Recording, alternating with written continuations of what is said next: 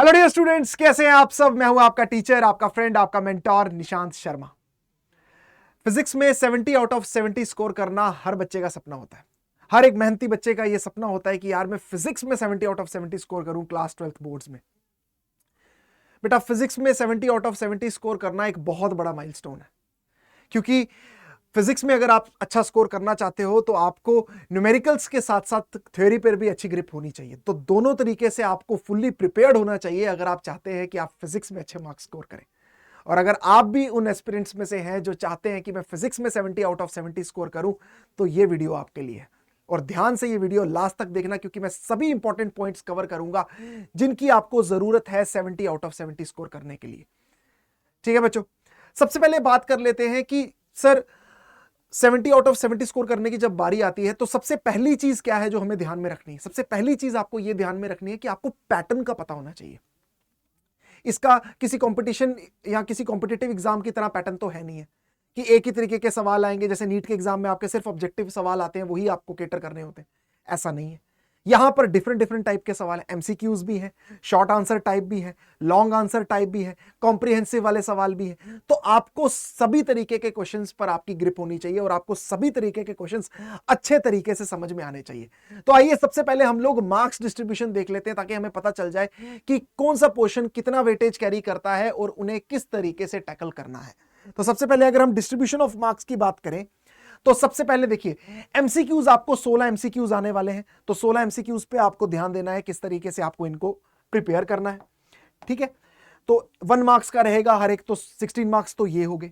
इसके बाद very short answer type आपके 5 क्वेश्चंस आएंगे 2-2 मार्क्स का, यानी कि टोटल 10 मार्क्स का आपका वेरी शॉर्ट आंसर आएगा, जिसका आपको बहुत ही क्रिस्प आंसर लिखना होगा, शॉर्ट, बिल्कुल टू द पॉइंट। तो ये भी आपका एक हो जाएगा। फिर आपका आ जाएगा शॉर्ट आंसर टाइप, जो आपको मतलब थोड़ा सा इलेबोरेट करके लिखना पड़ेगा, ज्यादा नहीं लेकिन थोड़ा सा इलेबोरेट करके लिखना पड़ेगा। 7 क्वेश्चंस आपको ये आ जाएंगे और 3 मार्क्स का एक सवाल होने वाला है। ठीक है, इसके बाद अगर हम लोग बात करें आपके कॉम्प्रिहेंशन टाइप जो सवाल होते हैं, कॉम्प्रिहेंशन दिया होगा उसके बाद आपको सवाल होंगे, तो 2 क्वेश्चन आपको ऐसे आने वाले हैं और एक कॉम्प्रिहेंशन टाइप जो सवाल होगा पूरा पैराग्राफ, वो आपका 4 मार्क्स का रहने वाला है। देख लो आप कितनी ज्यादा वैरायटी है, कॉम्प्रिहेंशन भी है, शॉर्ट आंसर टाइप भी है, लॉन्ग आंसर टाइप भी है, एमसीक्यूज भी है, और लास्ट में आपका आ जाता है लॉन्ग आंसर टाइप, यानी कि जिसमें आपको अच्छे तरीके से इलैबोरेट करके पूरा आंसर लिखना पड़ेगा। ठीक है, जो जो चीजें आपसे पूछी जाएंगी आपको एकदम इलैबोरेटेड फॉर्म में बतानी पड़ेंगी, चाहे वो डेरिवेशन हो या कुछ भी आपसे आंसर हो, तो आपको एक एक चीज, एक एक पॉइंट अच्छे से लिखना पड़ेगा। तो ऐसे आपको 3 सवाल आएंगे और ये आपके एक क्वेश्चन 5 मार्क्स का रहने वाला है, यानी कि टोटल 15 मार्क्स के आपके लॉन्ग आंसर टाइप के क्वेश्चंस रहने वाले।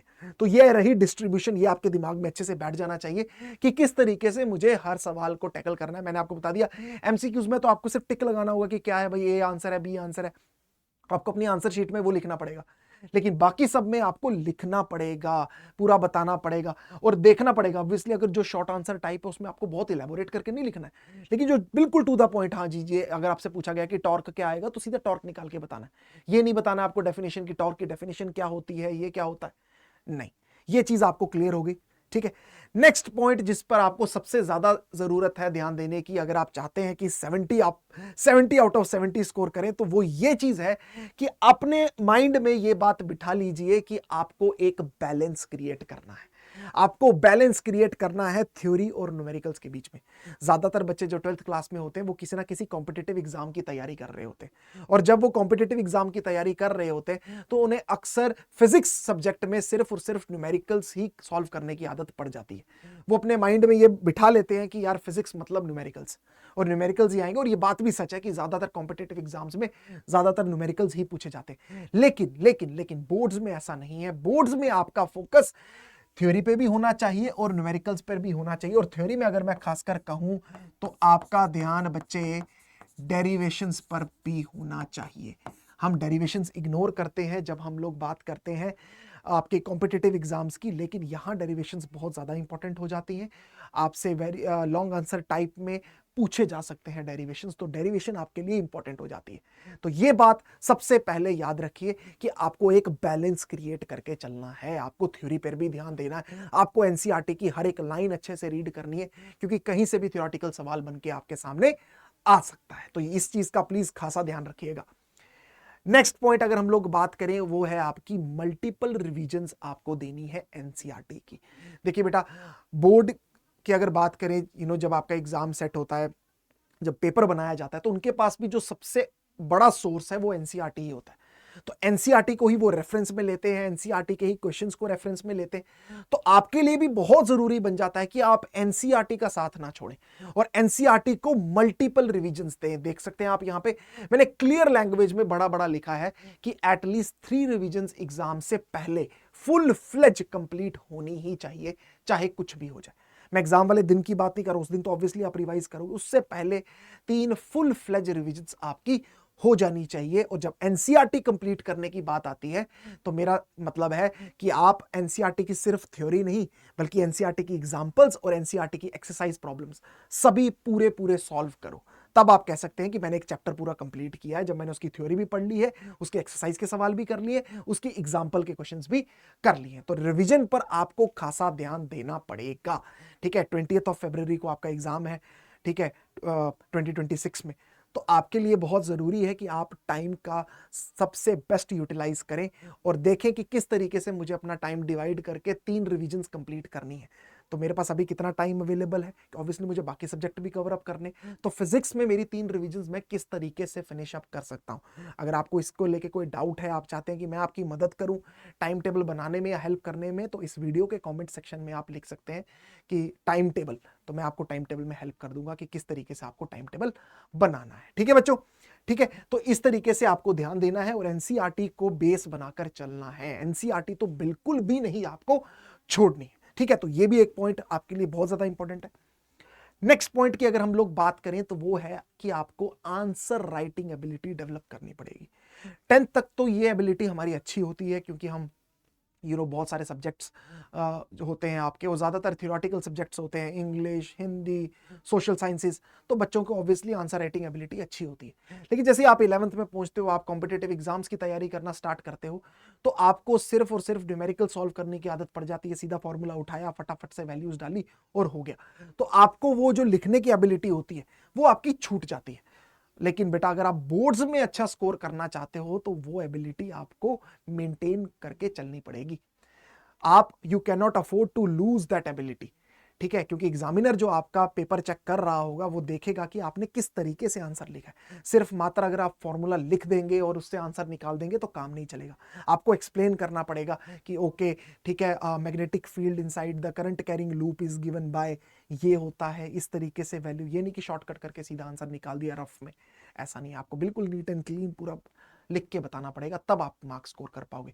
तो आंसर राइटिंग एबिलिटी पर ध्यान दीजिए। अगर आपने पूरे साल नहीं ध्यान दिया है तो जितना टाइम आपके पास अभी बचा है, जब भी आप बोर्ड की प्रैक्टिस करें, जब भी आप लोग कोई भी आप प्रीवियस ईयर क्वेश्चन सॉल्व कर रहे हैं या कोई मॉक टेस्ट दे रहे हैं बोर्ड्स के लिए या प्री बोर्ड्स, जब भी आप प्रैक्टिस करते हैं, कोशिश करिए कि पूरा आंसर आप लिखें कि मैं किस तरीके से लिखने वाला हूं, किस तरीके से मैं पॉइंट्स लिखने वाला हूं, किस तरीके से मैं हाईलाइट करने वाला हूं। ये सब चीज़ों की प्रैक्टिस आपको रहे। ठीक है, ऑब्वियसली ये जो है ये एक दिन का खेल नहीं है। ठीक है, ये आप ऐसा नहीं कहेंगे कि ठीक है मैं कर लूंगा एग्जाम से एक दिन पहले मेरे में हो जाएगा, नहीं। अगर ये एबिलिटी अभी नहीं डेवलप करोगे तो लास्ट के दिनों में भी नहीं हो पाएगी। तो खासा ध्यान दीजिए इस चीज पर कि आपको किस तरीके से आंसर लिखना है। ठीक है, स्टार्टिंग कैसे करनी है, खासकर लॉन्ग आंसर टाइप क्वेश्चंस में, जहां पे आपको मतलब किसी क्वेश्चन का मान लीजिए आपको डेरिवेशन आ गई है, तो पहले आप प्रिंसिपल लिखते हो, वर्किंग लिखते हो, फिर आप एंड लिख करते हो। तो हर एक इंपॉर्टेंट पॉइंट किस तरीके से लिखना है ये आपको आना चाहिए। फॉर एग्जाम्पल क्वेश्चन में अगर आपको एसी जनरेटर के बारे में पूछ लिया जाए तो एसी जनरेटर का प्रिंसिपल क्या होता है, उसकी वर्किंग क्या होती है, उसकी जो कंस्ट्रक्शन होता है, उसके पार्ट्स कौन कौन से होते हैं। ठीक है, फिर उसके बाद कंक्लूजन, हर चीज आपको, रिजल्ट, हर चीज आपको लिखनी पड़ेगी और एकदम सिस्टमाइज्ड मैनर में लिखनी पड़ेगी अगर आप चाहते हो कि आप फुल मार्क्स स्कोर करो।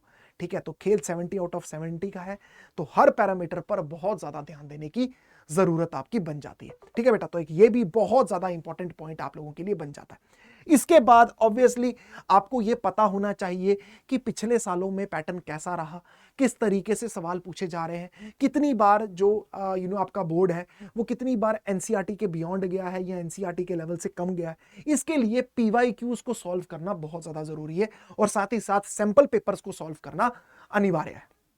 ठीक है बेटा, क्योंकि पीवाईक्यू से आपको पता चलेगा कि ट्रेंड कैसा फॉलो हो रहा है, इस चैप्टर से कितना मुश्किल क्वेश्चन बनाया जा रहा है। तो एट लीस्ट मैं आपको बोलूंगा, एट लीस्ट अगर आप मुझसे बोलेंगे तो मैं आपको बोलूंगा एट लीस्ट 5 इयर्स के, एट लीस्ट 5 इयर्स के तो आप पेपर सॉल्व करिए। एट लीस्ट 5 इयर्स के पीवाईक्यूज तो आपको सॉल्व करने ही करने, कम से कम 5 साल के तो करके चलिए। और सैंपल पेपर हर साल का आता है, जैसे आपने देखा होगा 2025 में भी आपका जो है सैंपल पेपर आया हुआ है। ठीक है, ठीक है, आप लोग देख सकते हैं सीबीएसई की वेबसाइट पर अपलोडेड है, उसे डाउनलोड कीजिए, उसे सॉल्व करिए। क्योंकि सैंपल पेपर का लेवल जो होता है ना, वो एक्चुअली जो बोर्ड का पेपर होता है उससे थोड़ा सा ज्यादा उन्होंने रखा होता है। तो अगर आप उसको सॉल्व कर ले जा रहे हो तो इसका मतलब you are on the right track, आपका लेवल थोड़ा सा ज्यादा ही है। तो that is good for you, because you never know, जैसे आप देख रहे हो डिफरेंट एग्जाम्स के लेवल बढ़ाए जा रहे हैं, एनटीए भी एग्जाम का लेवल बढ़ा रहा है, तो उसी तरीके से यू नेवर नो कि बोर्ड का लेवल भी कब बढ़ जाए और बहुत ज्यादा बढ़ जाए। तो इसके लिए अच्छा है कि सैंपल पेपर या ये सब क्वेश्चंस आप सॉल्व करके जाओ, पीवाईक्यू सॉल्व करके जाओ, ताकि आपको पेपर में कोई भी दिक्कत ना आए। तो सैंपल पेपर्स भी आप ज्यादा से ज्यादा सॉल्व करिए। पिछले साल के जो ऑफिशियल सैंपल पेपर्स हैं वो तो ऑब्वियसली करके ही जाइए। ठीक है, जब आप ये सारी चीजें कर लेंगे, आप पीवाईक्यूज कर लेंगे, आप मल्टीपल रिवीजन्स दे देंगे, आप जो है एक्सरसाइज के सभी क्वेश्चन सॉल्व कर लिए होंगे आप लोगों ने, उसके बाद लास्ट में सबसे ज्यादा जरूरी होता है कि एग्जाम कंडीशंस को देखते हुए आप टेस्ट दो। क्योंकि जब तक आप टेस्ट नहीं दोगे आपको ये नहीं पता चलेगा कि मैं 3 घंटे में पूरा पेपर सॉल्व कर भी पाता हूं या नहीं। बेटा फिजिक्स का पेपर लेंथी होता है, 3 घंटे का टाइम होता है, लेकिन ऑब्वियसली आपको लिखना है, सिर्फ सॉल्व नहीं करना है। तो लिखना है, किस तरीके से आप टाइम डिस्ट्रीब्यूशन करने वाले हो, किस तरीके से आप डिफरेंट पैरामीटर्स पे फोकस करने वाले हो, इसलिए बहुत ज्यादा जरूरी है कि आप मॉक टेस्ट दो। तो लास्ट स्टेप जो आपकी 70 आउट ऑफ 70 को इंश्योर करेगा वो यही है कि आपने टेस्ट कितने दिए हुए हैं। तो ज्यादा से ज्यादा टेस्ट दीजिए और एनालाइज करिए कि टेस्ट में मुझसे कहां गलती हो रही है। मैं लॉन्ग आंसर टाइप क्वेश्चंस में जो है मेरे पास टाइम नहीं बच रहा है, या मैं उसमें ज्यादा टाइम वेस्ट कर रहा हूं, या मुझे नहीं लिखना आ रहा है, मुझे भी आंसर राइटिंग एबिलिटी डेवलप करनी पड़ेगी। ये सब चीजों पर फोकस आपको करना पड़ेगा, तभी आप कह सकते हैं कि आप 70 आउट ऑफ 70 के लिए एक मजबूत कंटेंडर है। ठीक है बच्चा, आप में से बहुत से ऐसे बच्चे होंगे जो साथ साथ नीट की भी तैयारी कर रहे होंगे। जैसे मैंने यहां बताया कि टेस्ट की क्या इंपॉर्टेंस है, वैसे ही नीट में भी टेस्ट की बहुत ज्यादा इंपॉर्टेंट है। और जिस तरह बोर्ड का टाइम बहुत ज्यादा कम बच गया है, उसी तरीके से जो नीट के एस्पिरेंट्स हैं उन्हें भी ये बात ध्यान रखनी चाहिए कि नीट के लिए भी टाइम बहुत ज्यादा कम बच गया है। और आप एस्पिरेंट्स की हेल्प करने के लिए अड्डा 247 की टीम आपके लिए ढेर सारे ऑफर्स लेकर आई है, और उसमें से सबसे बड़ा ऑफर है आपके लिए end of the year sale. ठीक है, हमने end of the year sale ला लिया और इससे कम प्राइस पे आपको प्रोडक्ट्स नहीं मिलने वाले। अगर आप चाहते हैं कि आप इंडिविजुअल बैचेस में इनरोल करें, जैसे कुछ बच्चों उनको सिर्फ फिजिक्स में प्रॉब्लम होती है, वो चाहते हैं सिर्फ फिजिक्स का क्रैश कोर्स हमें प्रोवाइड हो जाए, तो इसलिए हम लोग हैं इंडिविजुअल सब्जेक्ट्स के क्रैश कोर्स लेके आए। जैसे फिजिक्स का क्रैश कोर्स आपको सिर्फ 899 में मिल जाएगा, जिसमें आपका पूरा सिलेबस कवर करवाया जाएगा A to Z, 11th plus 12th live classes with doubt solving, with mentorship, with number of question practice, with online test series, सब कुछ आपको 899 में प्रोवाइड कर दिया जाएगा। ठीक है, इसी के साथ साथ अगर आप चाहते हैं कि आप सभी सब्जेक्ट का क्रैश कोर्स खरीदे तो कंबाइंड क्रैश कोर्स जो है वो आपको 1999 में मिल जाएगा। ठीक है, मात्र 1999 में। बेटा ये बहुत हैवी डिस्काउंटेड प्राइस पे अभी हम दे रहे हैं, क्योंकि ये एंड ऑफ द ईयर का टाइम है ऑब्वियसली बच्चों के लिए, तो हम लोग सोचते ही हैं तो क्यों ना साल को एक बहुत अच्छे नोट पे एंड किया जाए, तो इसलिए बच्चों के लिए तो कुछ ना कुछ करना ही था, तो इसलिए हम लोग ये and of the year cell आपके लिए लेकर आए। और साथ में बता दें कि NBTS 4.0, ठीक है, जैसे मैंने कहा कि टेस्ट बहुत ज्यादा इंपॉर्टेंट है, तो आप भी अगर चाह रहे हैं कि मैं ज्यादा से ज्यादा टेस्ट की प्रैक्टिस करूं, मैं ज्यादा से ज्यादा क्वेश्चन प्रैक्टिस करूं, मैं ज्यादा से ज्यादा ये चीज एनालाइज कर पाऊं कि मेरे मार्क्स कितने इंप्रूव हो रहे हैं, मेरी टाइम मैनेजमेंट कितनी अच्छी है, तो उसके लिए टेस्ट देना बहुत ज्यादा इंपॉर्टेंट है। तो आप अगर टेस्ट देंगे तो ही आपकी इंप्रूवमेंट हो पाएगी। तो NBTS 4.0 में आप इनरोल कर सकते हैं बच्चों। इसमें आपको 25 टेस्ट प्रोवाइड किए जाएंगे। ठीक है, 25 टेस्ट आपको प्रोवाइड किए जाएंगे, जिसमें 20 आपके ऑफलाइन टेस्ट होंगे, ठीक है, और 5 आपके रैंक बूस्टर टेस्ट होंगे, जिसमें आपको रैंक भी प्रोवाइड की जाएगी। ये पूरा टेस्ट पैकेज आपके घर पर डिलीवर किया जाएगा विद OMR शीट्स। तो आपको बिल्कुल रियल एग्जाम की फील आएगी कि किस तरीके से OMR फिल करनी, क्योंकि बहुत से बच्चों को OMR फिल करने में दिक्कत आती है, उन्हें आदत नहीं होती है, वो गलत मार्क कर देते। तो बहुत जरूरी है कि आप अच्छे से प्रैक्टिस करें। तो ये भी आपको 1499 में मिल जाएगा। और बच्चों मैक्सिमम डिस्काउंट के लिए आप कोड PNS इस्तेमाल कर सकते हैं। ये सब आपको हैवी डिस्काउंटेड प्राइस पे मिल जाएगा। अगर आप कोड का इस्तेमाल करेंगे तो आप कोड PNS का इस्तेमाल कर सकते हैं। तो जाइए, ज़्यादा से ज़्यादा प्रैक्टिस करिए और मेरी वेल विशेस आपके साथ हैं कि आप अच्छे से पढ़ाई करें और जितने भी बच्चे हैं वो 70 आउट ऑफ 70 स्कोर करें। बेटा ये बहुत बड़ा माइलस्टोन होता है बोर्ड्स में कि आपने 70 आउट ऑफ 70 स्कोर किया है।